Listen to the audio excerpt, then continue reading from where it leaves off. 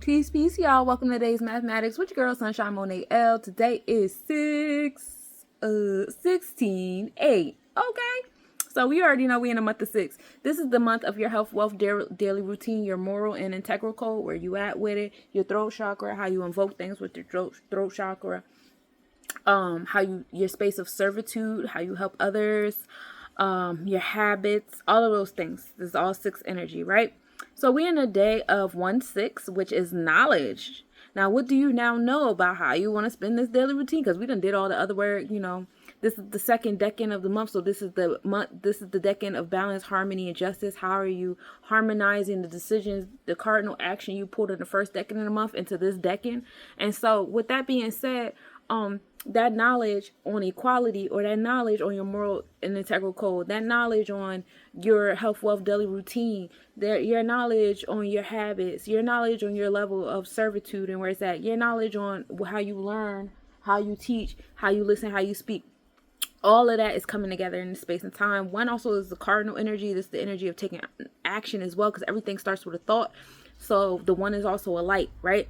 So that being said, that 1 and 6 come together and make God. That 7 is the number of God. This is the internal energy that could put you in a bit of an isolation mode. However, when we get into the astrological things, 7 can be associated with 7th house. That's Libra. Brings you back to balance, harmony, and justice for that realm of perfection, because 7 is the number of perfection. 7 is indeed heaven. Ashe.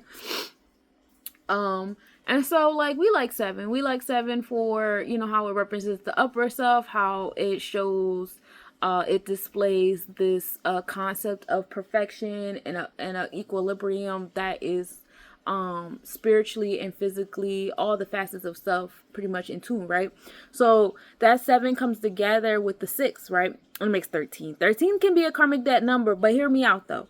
Karmic debt numbers are more so about you just like, once you overcome it, you good. And that's 1 and 3. It's like taking action or knowledge on your expressive self, your emotional self, right? Really paying attention to your emotions and the space of time, how you're expressing that knowledge and knowledge and wisdom that we talked about earlier in this deck, and that was heavy popping up in the numbers, right? So today is like that cardinal energy on your expressive self, your emotional self. Also be mindful of reacting emotionally, but also for some of you, pay attention to your emotions. Like, your emotions is like your biggest sensor itself, and as long as you're not allowing it to consume you, but you're allowing it to inform you, like, that's what's really important here, right? With that 1 and 3, that 1 and 3 come together and make 4. So whatever you do out of those emotions, out of that expression, is going to form itself today. Okay, it's going to take form itself today. It's going to have an effect. And that's coming from putting today's day into this month. And now we're going to take that forward and put it into this year. This is the year of 8. This is the year of transformation, death, and rebirth, building and destroying. This is the year of the solar plexus chakra, the enforcement of your Hera Kahuti, where you are in alignment with Mayat. How are you enforcing that into your space, right? 8 is a really powerful number. This is Oya energy, right? Oya rules over the elders, the witches, and the marketplace. So you see a lot of transformation coming out about that. Occultists in those areas coming out.